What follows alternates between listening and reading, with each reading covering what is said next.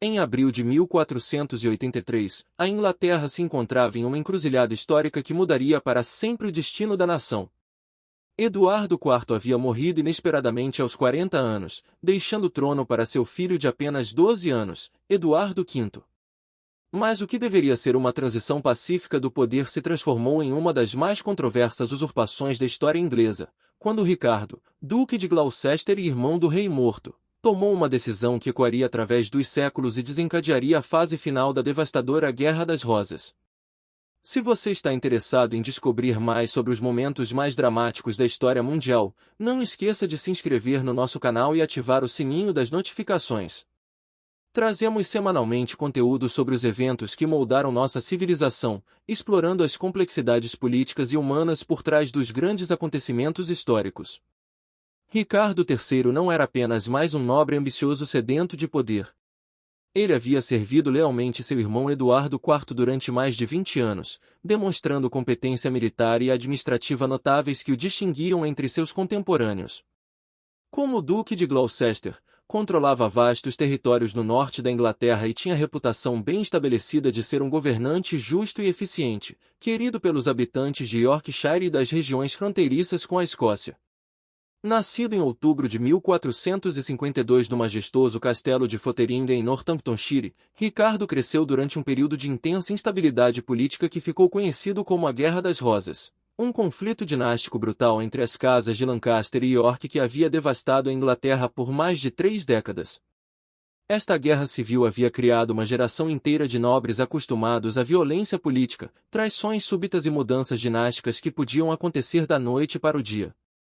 Durante a juventude turbulenta de Ricardo, seu pai, também chamado Ricardo e portador do título de Duque de York, havia sido brutalmente morto na sangrenta Batalha de Wakefield em dezembro de 1460, lutando desesperadamente contra as forças lancastrianas lideradas pela feroz Margarida de Anjou, esposa do mentalmente instável rei Henrique VI.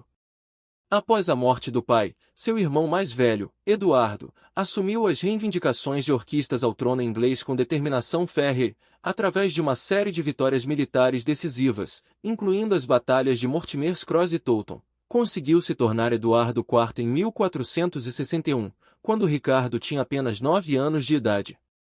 Durante esses anos formativos, Ricardo viu seu irmão transformar-se dramaticamente de rebelde fugitivo e pretendente desesperado em rei poderoso da Inglaterra. Uma lição profunda e duradoura sobre como o poder político podia mudar rapidamente e completamente nas mãos certas, desde que se tivesse coragem, determinação e apoio militar adequado. Esta experiência moldou profundamente a visão de mundo de Ricardo sobre política, poder e legitimidade, ensinando-lhe que na Inglaterra do século XV, a força frequentemente determinava o direito tanto quanto qualquer lei ou tradição. Eduardo IV governou a Inglaterra com sucesso por mais de 2 décadas, trazendo relativa estabilidade e prosperidade após anos de guerra civil devastadora. Ele foi um rei popular, especialmente entre os mercadores e comerciantes de Londres, pois promoveu o comércio e manteve a paz interna. Durante este período, Ricardo serviu fielmente como o braço direito de seu irmão, especialmente nas questões militares e na administração das difíceis regiões do norte, onde as incursões escocesas eram uma ameaça constante e onde a lealdade dos nobres locais precisava ser constantemente cultivada e mantida através de diplomacia hábil e ocasionais demonstrações de força militar. Quando Eduardo IV morreu subitamente em abril de 1483, aparentemente de uma doença que o consumiu rapidamente, Ricardo se viu diante de uma situação política extremamente complexa que testaria não apenas sua lealdade familiar tradicional, mas também suas próprias ambições políticas pessoais e sua visão sobre o que seria melhor para o reino da Inglaterra. O jovem Eduardo V, herdeiro legítimo, deveria ser coroado rei sem demora, seguindo todos os precedentes estabelecidos e as tradições monárquicas inglesas. No entanto, havia um problema político significativo e potencialmente explosivo que complicava enormemente esta transição aparentemente simples. A regência durante a menoridade do jovem rei poderia facilmente cair completamente nas mãos da poderosa e ambiciosa família Vaudeville, que eram os parentes maternos do jovem Eduardo V através de sua mãe, a rainha Elizabeth Vaudeville. Os vaudevilles eram amplamente vistos pela nobreza tradicional inglesa como oportunistas sociais que haviam conseguido ascender a posições de poder e riqueza extraordinárias através do casamento estratégico com a realeza, não através de mérito militar, administrativo ou linhagem aristocrática estabelecida, como era tradicionalmente esperado na hierarquia social inglesa. Elizabeth Vaudeville havia sido originalmente uma viúva de origem relativamente modesta e condição social inferior quando o jovem e impressionável Eduardo IV se apaixonou perdidamente por ela e tomou a decisão surpreendente e controversa de se casar secretamente, em 1464, chocando profundamente toda a corte inglesa e os conselheiros reais. Esta decisão matrimonial havia sido particularmente escandalosa porque era universalmente esperado que um rei da Inglaterra se casasse estrategicamente com uma princesa estrangeira de alta linhagem para fortalecer alianças internacionais cruciais, aumentar o prestígio da coroa inglesa e trazer dotes substanciais que beneficiassem o tesouro real. Em vez de seguir esta tradição política sensata, Eduardo IV havia escolhido impulsivamente o amor romântico sobre a sagacidade política, uma decisão que teve consequências políticas e sociais profundas e duradouras que reverberaram através de toda a sua dinastia. Os numerosos parentes da nova rainha, incluindo seus irmãos, filhos de seu casamento anterior e várias conexões familiares estendidas, rapidamente ascenderam a posições de poder, influência e riqueza consideráveis, recebendo títulos nobiliárquicos, propriedades substanciais, posições administrativas lucrativas e casamentos vantajosos que os conectaram permanentemente às mais altas esferas da sociedade inglesa. Esta ascensão meteórica dos vaudevilles criou ressentimento profundo e duradouro entre a nobreza estabelecida, que via com crescente alarme como uma família de origem relativamente humilde havia conseguido se inserir no coração do poder político inglês através de uma única conexão matrimonial fortuita.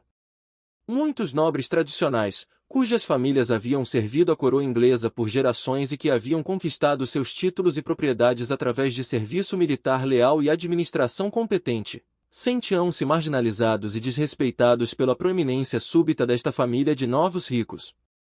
Ricardo, como muitos outros nobres de linhagem antiga e tradição estabelecida, observava com crescente desconfiança e preocupação a influência cada vez maior desta família sobre a política real e, mais crucialmente, sobre a educação e formação do jovem príncipe Eduardo V. Os vaudevilles haviam conseguido controlar efetivamente o ambiente doméstico e educacional do herdeiro ao trono, supervisionando sua educação, selecionando seus tutores e conselheiros, e moldando suas perspectivas políticas desde a infância mais tenra. A perspectiva realística de uma regência completamente dominada pelos vaudevilles durante a menoridade de Eduardo V era particularmente preocupante e ameaçadora para Ricardo, que havia construído cuidadosamente sua própria base de poder político longe dos círculos da corte londrina, concentrando-se especificamente no norte da Inglaterra, onde ele havia estabelecido uma rede complexa de lealdades pessoais, alianças familiares e dependências econômicas que constituíam o fundamento de sua influência política e militar. Em maio de 1483, após semanas de cuidadoso planejamento e preparação política, Ricardo finalmente decidiu fazer seu primeiro movimento decisivo e irreversível neste jogo político de altíssimo risco. Ele organizou cuidadosamente para interceptar o jovem Eduardo V enquanto o menino viajava em procissão cerimonial de Ludlow, onde havia crescido sob supervisão vaudeville, para Londres, onde deveria ocorrer sua coroação solene como rei da Inglaterra. O príncipe estava sendo acompanhado por Anthony Vaudeville, o conde Rivers e tio materno influente do jovem rei, junto com Richard Grey, meio-irmão do rei, e outros membros proeminentes da poderosa facção Vaudeville que efetivamente controlavam o acesso ao futuro monarca. Ricardo interceptou este grupo em Stone Stratford, uma pequena cidade no caminho para Londres, e executou um golpe político cuidadosamente planejado. Ele prendeu imediatamente Anthony Vaudeville, Richard Grey e outros acompanhantes influentes sob acusações formais de conspiração contra sua pessoa e contra a segurança do reino, efetivamente removendo de uma só vez toda a influência política direta dos Vaudeville sobre o jovem rei e eliminando os principais obstáculos ao seu próprio controle sobre a situação política. Oficialmente, Ricardo justificou estas prisões dramáticas alegando que estava simplesmente cumprindo seu dever sagrado e legal como tio protetor do rei e regente legalmente designado pelo testamento de Eduardo IV, protegendo tanto o jovem monarca quanto o reino contra conspirações perigosas e influências nefastas que poderiam prejudicar tanto a estabilidade política quanto a segurança nacional. Ele apresentou evidências, algumas das quais podem ter sido genuínas e outras possivelmente fabricadas, de que os vaudevilles estavam planejando marginalizar ou eliminar sua influência política para concentrar todo o poder da regência em suas próprias mãos. Após neutralizar a escolta vaudeville, Ricardo escoltou pessoalmente o jovem Eduardo V para Londres e o instalou na histórica Torre de Londres, que durante séculos havia servido simultaneamente como residência real luxuosa e prisão de segurança máxima, dependendo das circunstâncias políticas específicas de cada situação. A torre possuía apartamentos reais elegantes e confortáveis que haviam hospedado muitos monarcas ingleses antes de suas coroações oficiais, então a decisão de levar Eduardo V para lá não era necessariamente sinistra ou ameaçadora em si mesma, embora certamente permitisse a Ricardo manter controle total sobre o acesso ao jovem rei e sobre todas as suas atividades diárias. Mas Ricardo não limitou suas ações apenas ao controle do rei. Poucos dias após garantir a custódia de Eduardo V, ele tomou uma segunda medida igualmente dramática e significativa. Ele também conseguiu trazer Ricardo de Shrewsbury, Duque de York e irmão mais novo de 9 anos de Eduardo V, para a Torre de Londres. O menino foi cuidadosamente retirado do santuário na venerável abadia de Westminster, onde sua mãe, a rainha viúva Elizabeth Vaudeville, havia se refugiado desesperadamente com vários de seus filhos após saber das prisões de seu irmão Anthony e de seu filho Richard Grey, temendo claramente que uma purga política mais ampla dos Vaudevilles estivesse em andamento. Conseguir custódia do segundo príncipe foi uma operação política delicada que exigiu considerável habilidade diplomática da parte de Ricardo. Elizabeth Vaudeville havia reivindicado oficialmente o direito tradicional de santuário na abadia, uma proteção legal antiga que teoricamente a protegia de prisão ou perseguição política. No entanto, Ricardo conseguiu persuadir as autoridades eclesiásticas e alguns conselheiros reais de que seria melhor para o jovem Ricardo de York se reunir com seu irmão mais velho na torre, onde eles poderiam se preparar juntos adequadamente para a coroação que supostamente ainda estava planejada. Oficialmente, esta reunião dos dois irmãos era apresentada como uma medida prática e benevolente para garantir que os jovens príncipes pudessem se apoiar mutuamente durante o período estressante de preparação para a coroação e transição de poder.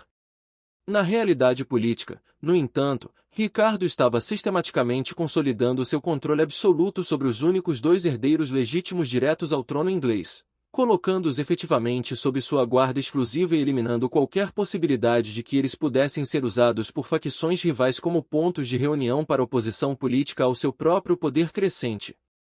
Enquanto estes movimentos políticos dramáticos se desenrolavam, Ricardo simultaneamente começou a construir cuidadosa e metodicamente um caso legal sofisticado e aparentemente sólido para fundamentar sua própria reivindicação eventual ao trono inglês.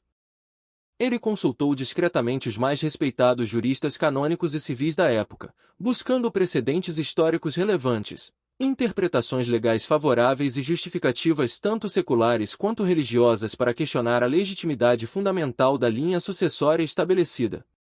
Esta preparação legal foi conduzida com grande sigilo e cuidado, pois qualquer sugestão prematura de que ele estava questionando o direito de Eduardo V ao trono poderia provocar oposição política massiva antes que ele estivesse adequadamente preparado para lidar com ela. O ambiente político em Londres durante este período estava extremamente tenso e volátil, com rumores contraditórios, especulações selvagens e teorias conspiratórias circulando rapidamente e incontrolavelmente entre nobres da corte, mercadores ricos, artesãos da cidade e cidadãos comuns sobre as verdadeiras intenções finais do cada vez mais poderoso Duque de Gloucester. Algumas pessoas suspeitavam que Ricardo estava simplesmente cumprindo seu dever como protetor responsável, limpando a corte de influências corruptas para preparar adequadamente seu sobrinho para um reinado bem-sucedido. Outros, no entanto, começaram a suspeitar que movimentos políticos tão dramáticos e abrangentes poderiam indicar ambições muito mais amplas e perigosas. Um momento político crucial e irreversível finalmente chegou em junho de 1483, quando Ricardo decidiu revelar publicamente uma alegação legal e canônica absolutamente explosiva que chocou profundamente toda a corte inglesa, o clero, a nobreza e até mesmo observadores políticos experientes que pensavam ter visto tudo durante as décadas turbulentas da Guerra das Rosas. Ele declarou formalmente com grande solenidade que o casamento entre seu falecido irmão Eduardo IV e a rainha Elizabeth Vaudeville havia sido completamente inválido desde o início, tornado nulo por circunstâncias legais preexistentes que invalidavam retroativamente toda a união e todas as suas consequências legais.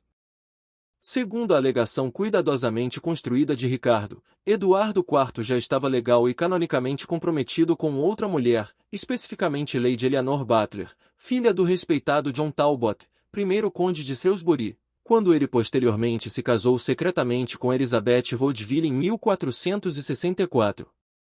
Na complexa lei canônica medieval que governava casamentos entre a aristocracia, um compromisso formal e adequadamente testemunhado de casamento era considerado quase tão legalmente vinculativo e moralmente obrigatório quanto o próprio sacramento matrimonial, criando impedimentos canônicos que tornavam casamentos subsequentes automaticamente nulos e sem validade legal ou religiosa. Esta alegação técnica mais potencialmente devastadora significava que, se fosse aceita como verdadeira pelas autoridades competentes, o casamento entre Eduardo IV e Elizabeth Vaudeville teria sido desde o início bigâmico e, portanto, completamente inválido aos olhos tanto da lei civil quanto da lei canônica.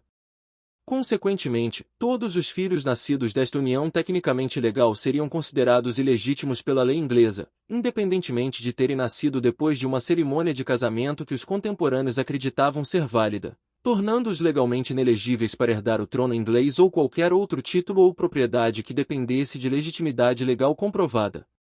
Lady Eleanor Butler, convenientemente para as alegações de Ricardo, havia morrido em 1468. Levando consigo para o túmulo qualquer possibilidade realística de confirmar ou negar definitivamente as alegações sobre seu suposto compromisso anterior com Eduardo IV. Esta morte oportuna significava que não havia nenhuma testemunha direta viva que pudesse contradizer a versão dos eventos apresentada pelos apoiadores de Ricardo, embora também significasse que as evidências dependiam principalmente de testemunho indireto e documentação que podia ser questionada ou interpretada de várias maneiras diferentes. Ricardo apresentou como sua principal testemunha Robert Stillington, o respeitado bispo de Bath e Wells, um prelado de reputação geralmente sólida que afirmou ter conhecimento pessoal direto do compromisso anterior alegado. Stillington, em um depoimento solene que ele jurou ser verdadeiro diante de Deus e da Igreja, alegou ter pessoalmente oficializado o compromisso formal entre Eduardo IV e Lady Eleanor Butler, tornando o casamento posterior com Elizabeth Vaudeville não apenas moralmente questionável, mas legalmente bigâmico e canonicamente inválido segundo todas as interpretações aceitas da lei matrimonial medieval. Esta alegação dramática não era completamente sem precedentes na turbulenta história inglesa do século XV. Havia rumores persistentes sobre compromissos anteriores românticos de Eduardo IV circulando discretamente por anos entre os membros bem informados da corte, mas estes rumores nunca haviam sido formalmente investigados, oficialmente comprovados ou publicamente apresentados como base para questionar a legitimidade de seu casamento ou de sua descendência. Eduardo IV havia sido amplamente conhecido durante sua juventude por sua vida amorosa extremamente ativa e suas aventuras românticas numerosas antes de seu casamento. E havia histórias não confirmadas sobre várias mulheres com quem ele pode ter tido relacionamentos sérios, compromissos informais ou até mesmo promessas matrimoniais que posteriormente foram abandonadas ou esquecidas. Ricardo, demonstrando considerável habilidade política e legal, conseguiu apresentar evidências suficientemente convincentes e testemunho aparentemente crível que conseguiram persuadir figuras-chave influentes tanto na hierarquia eclesiástica quanto no parlamento inglês de que suas alegações mereciam consideração séria e investigação oficial. A questão da legitimidade matrimonial e sucessória era particularmente sensível e crucialmente importante na Inglaterra do século XV. Onde a estabilidade política de todo o reino frequentemente dependia da clareza absoluta e aceitação universal sobre quem possuía direito legítimo e inquestionável à coroa inglesa. A própria Guerra das Rosas havia começado fundamentalmente devido a questões profundas e não resolvidas sobre a legitimidade da linha sucessória lancastriana. Henrique VI, o rei lancastriano mentalmente instável que havia sido deposto por Eduardo IV décadas antes, havia enfrentado questionamentos persistentes sobre sua capacidade mental para governar, sua adequação como monarca e até mesmo sobre a validade de sua própria reivindicação dinástica ao trono. A experiência devastadora de décadas de guerra civil havia ensinado a todos os observadores políticos experientes que questões não resolvidas sobre legitimidade sucessória eram extremamente perigosas e podiam facilmente explodir em conflitos militares que devastavam um país inteiro.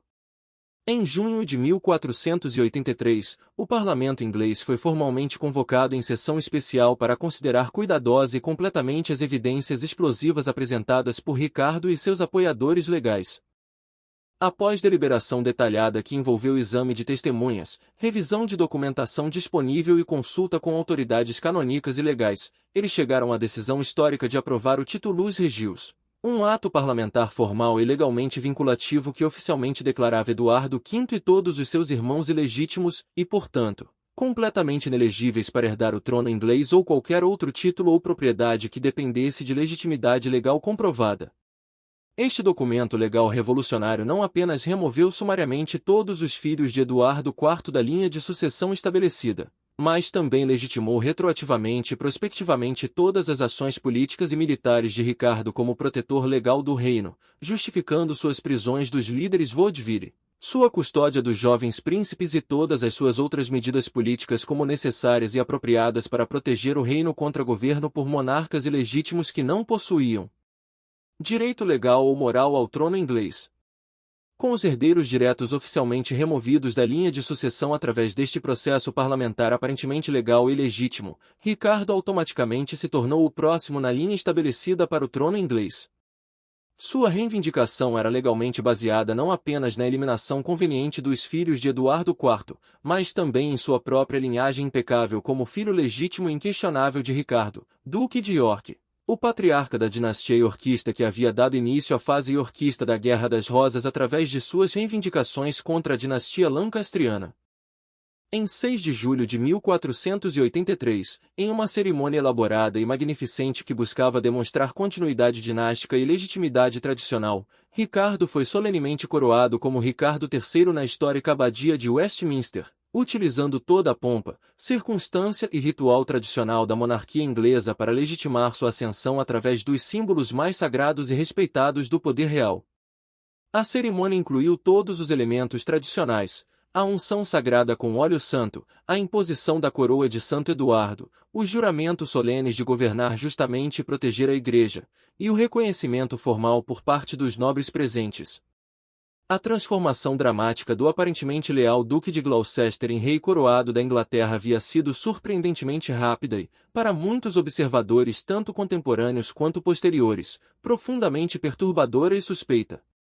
Em apenas alguns meses intensivos, Ricardo havia conseguido passar de protetor leal e dedicado de seu sobrinho a monarca absoluto por direito próprio. Uma ascensão meteórica que inevitavelmente levantou suspeitas sérias e duradouras sobre suas verdadeiras motivações desde o momento da morte de Eduardo IV e sobre se toda a alegação legal sobre a ilegitimidade de Eduardo V havia sido uma fabricação, cuidadosamente construída e oportunisticamente apresentada para justificar uma usurpação que havia sido planejada há muito tempo. Mas a coroação aparentemente triunfante de Ricardo III foi apenas o início, não o fim, de uma série de eventos políticos e militares cada vez mais complexos e violentos que levariam inexoravelmente a décadas de conflito civil renovado e, finalmente, ao fim completo da dinastia iorquista que Eduardo IV havia estabelecido com tanto sucesso.